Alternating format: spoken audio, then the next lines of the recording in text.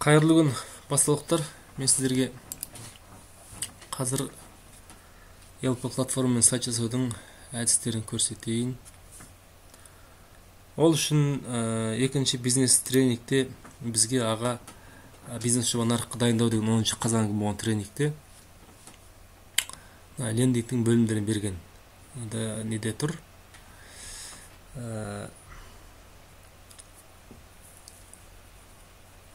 Презентация тұр. Соның ішіндегі міне мынаны алдымен көшіріп аламыз өзімізге. Бұны көшіріп аламыз да лендингтің бөлімдері. Бір жеке жаңадан бет ашамыз. Мен пока жер қоя салайын.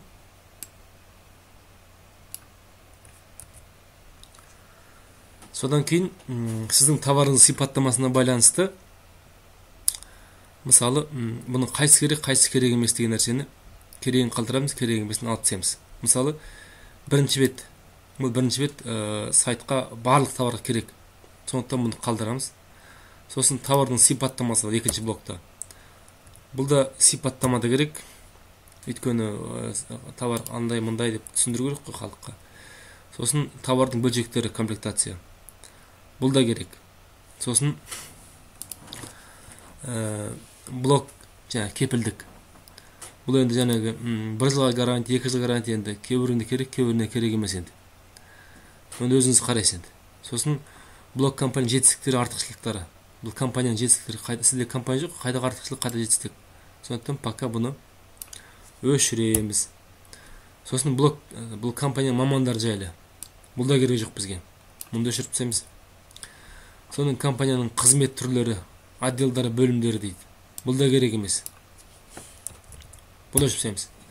Сосын серіктестер, клиенттер жайлы. Мысалы, сіздер Өскеменде, Семейде, Павлодар, Даржеде егер бірігіп жаңағыдай бір товар алса, онда бұл мысалы тарелка алсақ, товар алсақ, онда міндетті түрде керек жазып қоямыз. Бұл бір сенімділік тудырады да, жақсы компания екен ғой деген сияқты. Сосын алтыншысы бұл кейс. Кейс деген жаңа пікірлер ғой. Алдым ойбай, керемет екен, сөйтті, 2 сағат жеткізді, тез сөйтті, андай мындай, енді ол әзірге керек жоқ. Әзірге қойсақ, бұдан жасанды екен, кәдімгідей подставный лицо екен адамдарын біліп қояды. Бұны өшіреміз. Call to action. Бұл call to action керек міндетті түрде. Сосын сіздің товарды пайдалану артықшылық жайлы. Неге біз таңдаймыз? Таңдайсыз, мысалы үшін жазғы болады. Жәнегі біз Кореяның Қазақстандағы жалғыз ресми дистрибьюторымыз, ресми жәнегі өкіліміз деген сияқты. Егер сондай болса, бұны енді көресіз енді өзіңіз. Не керек емес. Қазір 1 минут телефон шырылдап қалды. Кешіріңіздер, телефон звондап қалды біреулер. Арға жалғастырайық. Сосын мына жерге жаңа жеке бетке көшірдік қой. Айтып қалды. Міне. Неліктен біз таңдайсыз? Бұл енді жаңағы біз сонда жаздым айтпақшы. Одан кейін товар жеткізіп беру қызметі жаңа процесі. Бұл жерде айтасыз жаңа тегін жеткізіп береміз. Болмаса 2 сағат жеткіземіз, 1 күн үшін жеткіземіз деген сияқты. Бұл енді керек.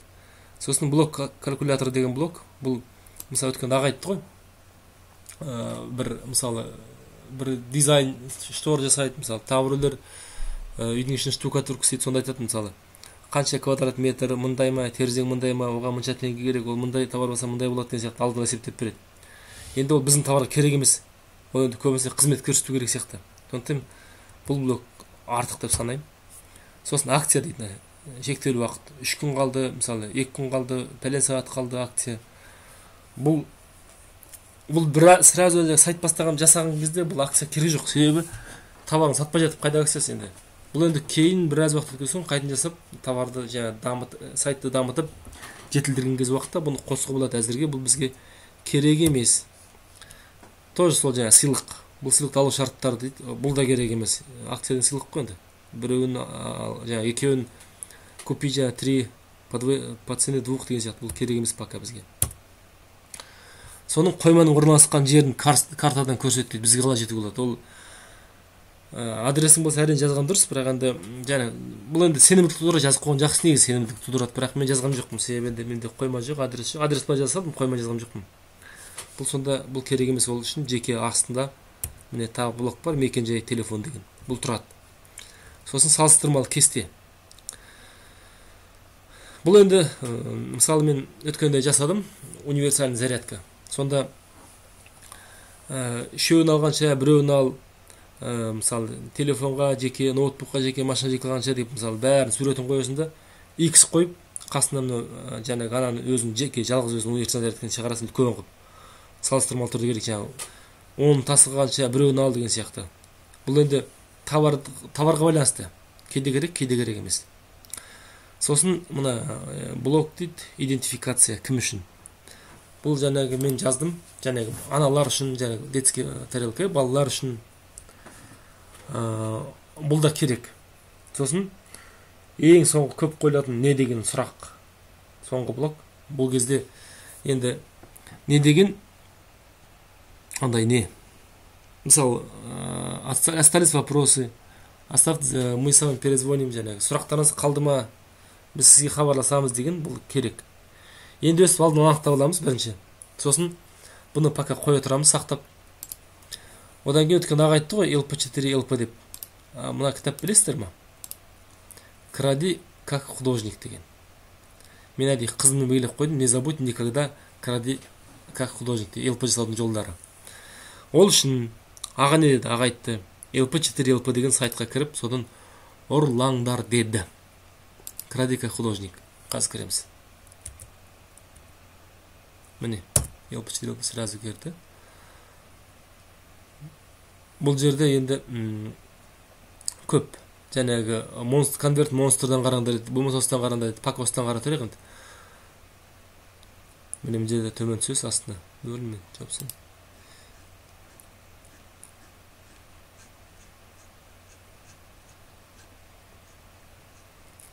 Наши работы деп мысалы, сразынан бастауға іздеп отырмайық.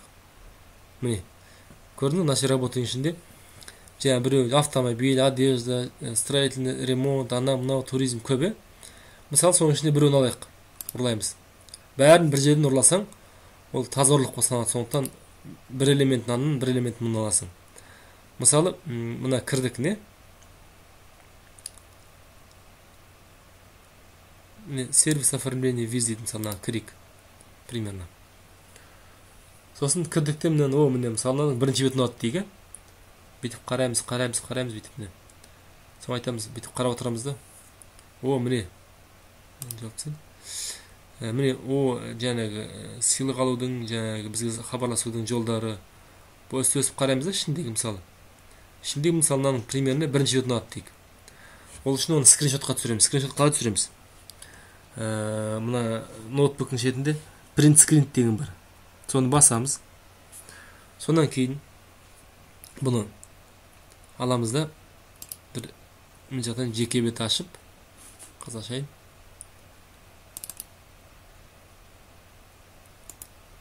Міне.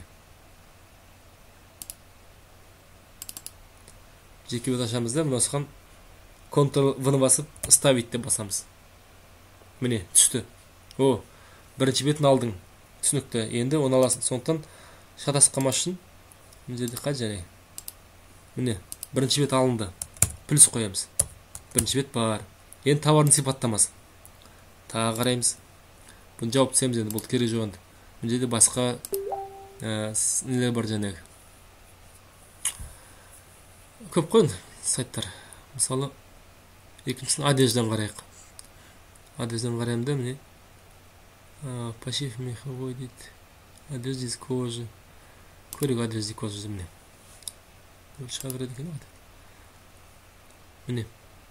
Өстіп қараймыз, мына жерде міне call to action кетеді. Міне жерде міне көрдіңіз? Первоклассная кожа издали современный тренд из Европы, андай мындай үшін жазған. Шұрнады міне. Или болмаса міне каталогын дейік. Міне. Товардың сипаттамасы бізге керек. Товардың сипаттамасына ұнады дейік мысалы.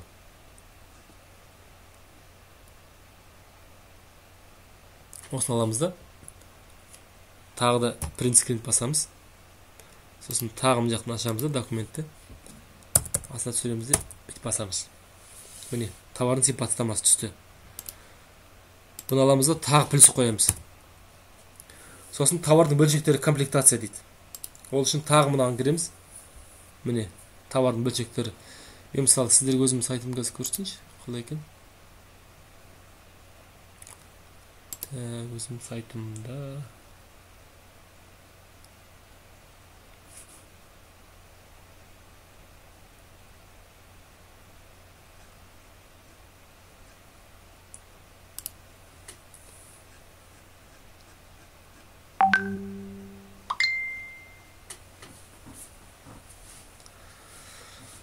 товардың сипаттамасы.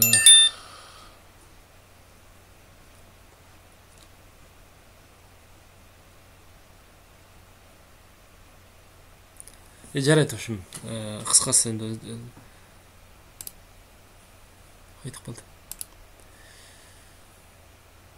Міне, короче, товардың сипаттамасы мен сізге көрсетейін. Линдос деген папка ашқам. Зарядка.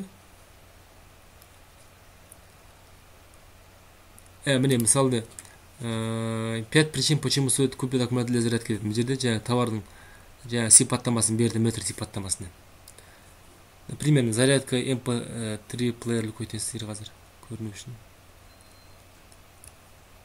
Міне, зарядка 5 причин, почему стоит купить аккумулятор для зарядки. Зарядка, мына біріншісі. Неткен кезде, мына жазасы қонда мына.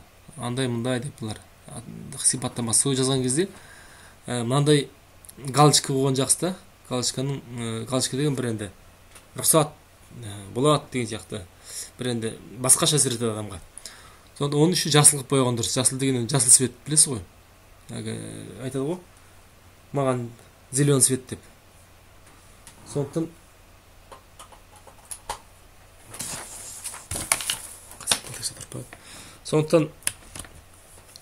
осып аласыз. Сосын сразу астына міне call to action. Жаңа сіздерге айтып ұмытып барам. Call to action'ды әр блоктан сайын қойып отыру керек. Міне call to action'ның түсі көк не қызыл болады. Қызылдан жасыл, сары деген болмайды. Не көк, не қызыл. Сол дұрыс. Көбінесе мына жерге міне имя, телефон деп қойдым мына жерге. Бірінші имя міндетті, екінші телефон. Екеуі міндетті. Сосын астына жаңағы электрон адресін алып алған дұрыс негізі. Өйткені себебі бір алып алсаңыз оған үнемі біздің мына товар келді, мындай бар деп сіз постоянно жүріп тұрасыз ғой. Сондықтан оны алып алған дұрыс. Енді оны қазір көп адам ерінеді, электрон адресін жазып отыр ғой. Сондықтан бұған не кіргізесіз, не кіргізбейсіз. Егер кіргізсеңіз мына қатарға столбикке, онда мынандай звездочка қоймайсыз. Звездочка қойса, ол міндетті түрде жазу керек деген сөз. А звездочка қоймасаңыз, ол жазылайық, аты жөнін жазып кіре береді деген сөз. Көрдіңіз бе, міне өстіп товарды қоясыз. Енді осыны алайын да, міне мен бүйтейін. Осыны копировать етіп, мына товардың сипаттамасы. Жаңағы біздің бетіміз қайда? Бұны өшіртсең, аның орнына қойдым міне. Одан кейін бұл алынды. Міне, енді комплектация. Жаңағы комплектация менкін тағы көрсетсең іздеп отырамыз ба? Мысалы, бірақ сіздер ол үшін мына жерде міне каталогты өшіріп алсаңыз болады, міне товардың комплектациясы міне каталогты. Осыны өшіріп алсаңыздар болады, міне. Print screen тек қойын. Болмаса мен өзім қазір сайтымдан көрсетейін. Ол да жақсы.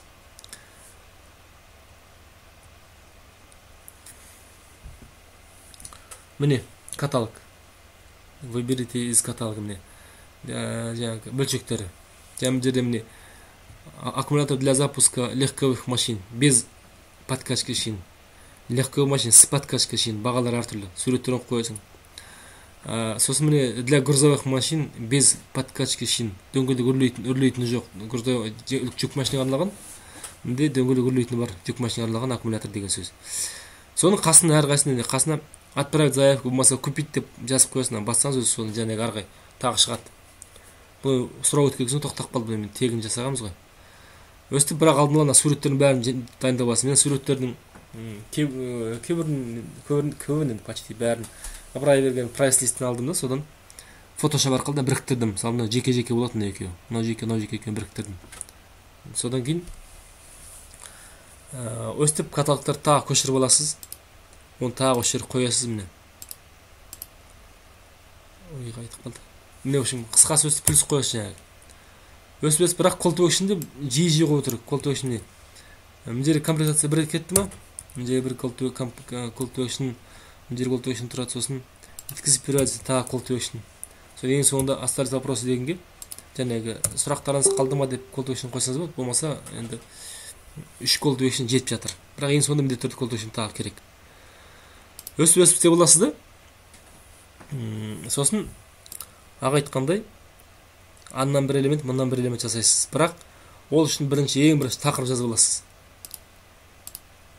Сосын баннер жасаган чыгарсыздар осы убакка чейин. Сол баннердеги эмне? Баннердеги жанагы UTP сайттагы UTP мен бирдей болу керек. Басты бетиндеги, сайттын басты бетиндеги. Эртең таңертең айтты бүгүн сабакта. Сосын кейин буклет жасап тараткан кезде туура сол жазып болот деп. Сосын алдына биринчи такырып жазып аламыз. Сосын сүрөттөр дайындап аламыз. Өтө жакшы жана сапалуу сүрөттөр, разрешениеси жогору сүрөттөр дайындап аламыз. Содан кийин акырындап сайт жасай баштайбыз. Бул үчүн билесиздер сайт жасооду. Так ачык коем, жер билесиздер сайт жасооду. Жана платформа LP дейтин. Так. Не, платформаны ачып чыктым мен. Мынага тиркелесиздер де жанагы YT анамы билесиздер аркы түшүнүктө. Сосын мен газ кирип көрөйүн жарайт.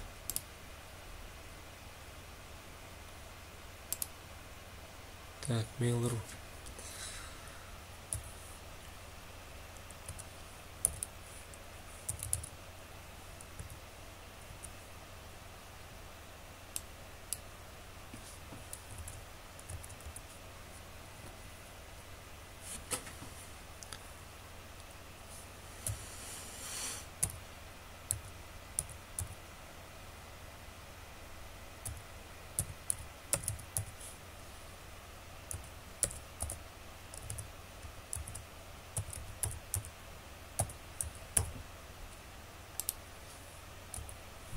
Айтпақшы өзінің паролі бар ғой.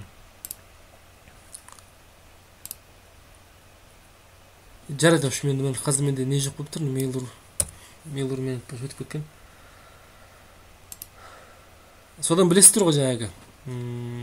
Жайды қазір көрсеңші, қазір бірінші қазір кісілікте отырыңыздар, келемін қайда.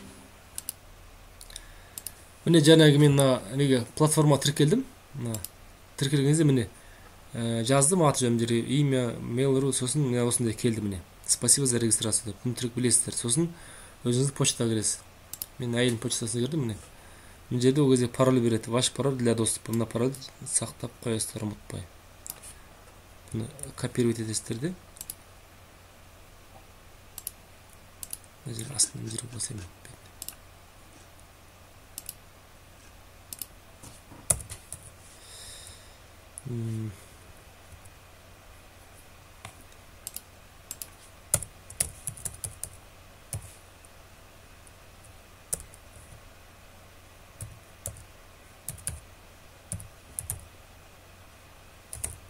Короче, болды түсінікті.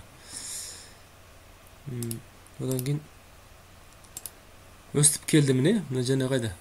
Тіркелдік. Окей, кірдік. Міне.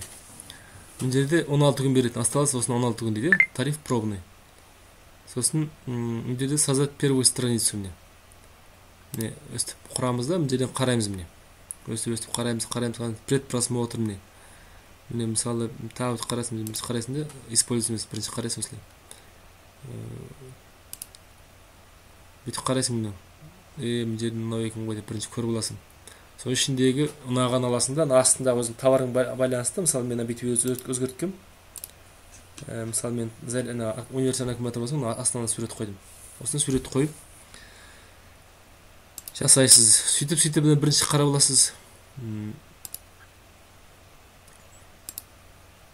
Көп мына жерде. Содан кейін примерно қазір біреуін ашып көрейік енді. Мысалы мынаны использовать дейміз. да дейміз. Қазір күтеді. Сосын жерде мынау ұнамады, мысалы. Астын алады, бірақ мынау ұнаған жоқ. Сондықтан мынаны өшіруге болады жерден, шетінен міне. Міне тұр қасында. Или болмаса мына жерде текст жазамыз, оны алып келесіз. Картинка текстім. Сразу мысалы видео қойғыңыз келсе, келіп тарелкен видео сатады, жерден бүйтесіз де, қысынан қысап тұрасыз да, әкелесіз видеоны. Видеоны орнату үшін мынаны басасыз не. Мынаны басасыз да, мына жерде жаңағы YouTube-тағы видеоның ссылкасын саласыз.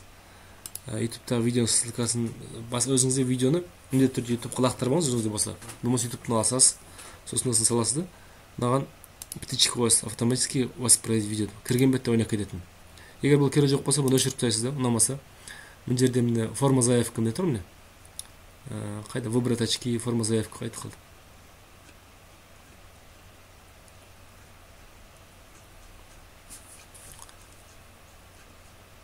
Бәріне форма заявка, мысалы форма заявка ұнамаса мына жерде өзіңіздің форма заявканы әкелесіз етіп қоясыз мына жеріне. Міне. Көрдіңіз бе, мына жерде электронный почта емес, мына жерге телефон керек болса, мына гаечный ключ басамыз да, мына электронный почтаның орнына телефонды өзгертеміз, көрдіңіз телефон. Обязательно поле болса міне. Мынаны басасыз, сонда звездка шығады. Мына жерде то же самое. Отправить заявку, суретін өзгертіп, мына жерде жазым өзгерте береді. Бүгін жеткіземіз, доставим сегодня, андай остались вопросы, звоните деген сияқты. Өзіңіздің несіне қараңызға байланысты.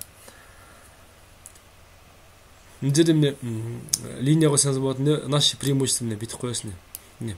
Өйткені баға айттым ғой, жасыл деп міне. Сонда бағаны жаздым ғой мен сурет. Сол сияқты мына жерде жаза бересіз. Наши преимущества. Заряжает любой телефон. Заряжает любое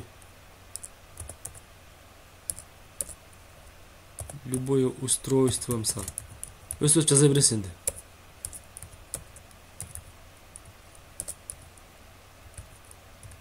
Устройство.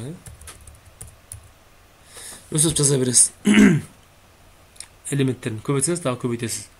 Болмаса ұнамаса өшіріп тастайсыз. Сосын мына жерде бәрі тұр. Шұқылап көре бересіз мына жерде. Кнопка дейді. Мына кнопканы басып көрейік. Отправить заявку. Жеке өзім мысалы жаңа. Выбрать очки деген сияқты тұр ғой. Бірақ оны өзгертуге болады сөзін. Бұл жерде мен түрлі өзгертуге болады. Бүйтіп қоясыз да міне. Міне суретіңіз түсін өзгертуге болады. Мына жерде міне бүйтіп жан-жан міне көрдіңіз бе? Шетін өзгертуге болады. Енді шұқылай берсеңіз шығады мына жерде. Көп енді. Меню, кнопка, YouTube, бірдеңе счетчик. Счетчик қойғызады жаңағы счетчик. Мынау ұнамаса, өзіңіздің счетчиктің. Бірінің астына біріне. Болмаса былай қойасыз. Бұл оңай. Ең соңы біткеннен кейін опубликовать деп басасыз мына жерде. Сосын мына жерде өзі шығады. Подготовка публикации. Міне, мына сайт. Бұл сайттың да, мысалы мына жерде өзі берген plp7.ru деген кетпейді. Мына жерде өзгертуге болады аслында. Заряд деп мысалы үшін. Өзгерту үшін қайда кіреміз?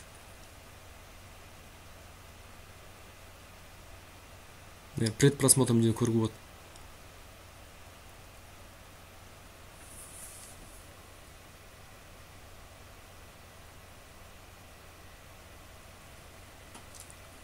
Қазір мен қарап жүрейінші. Доменді өзгерту үшін мысалы бүйтеді екенсіз. Мына шетінде мынандай тұр ғой міне. Осыған басамыз. Сосын мына жерде міне настройка басамыз. Настройкадан общий деген бар. Міне мына жерде текстовый поддеме. Мысалы мына жерде ағылшынша жазайық. Ағылшынша мысалы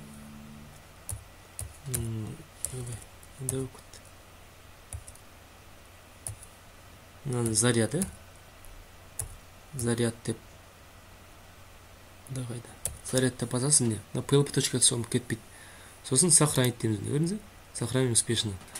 Ал енді жаңағы статистика, конверсия деп отырмыз ғой. Соны қайдан білуге болады? Конверсия мысалы, міне, посетитель осынша, заявка осынша, конверсия осынша.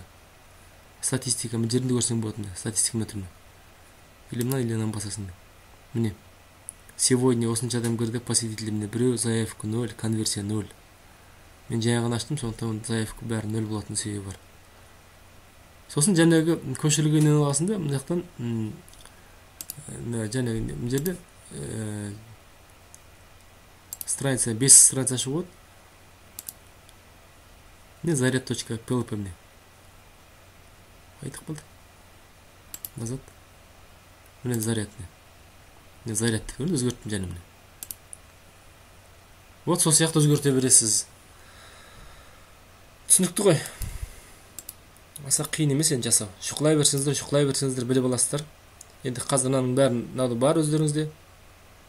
Сонымен қысқаша қорытындыласақ, бірінші алдын ала тақырып жазып аламыз.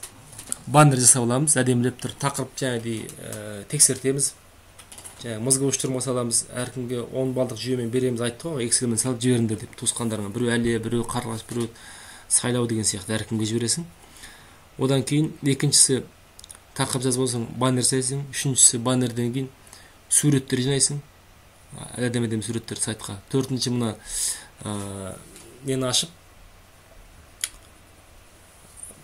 презентация ашып, осынша керекті блоктарын таңдап аласың.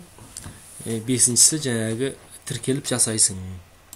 Аса қиын емес. Тек шұқылай беру керек. Бірақ ешқашан «Кради как художник» деген кітапты ұмытпаңыздар. Конверт монстрдан немесе LP4 LP-дан ұрлайсыздар. Әр жерінен, бәрін бір сайттан ұрлап болмайды. Бір элемент ана сайттан, екіншісі мына сайттан сөйтіп ұрлап, ортақ қосындысы бір әдемі бір сайт шығады. Осымен назарларыңызға рахмет. Сұрақтарыңыз болса тағы қойып отырамыз, тағы жасап отырамыз.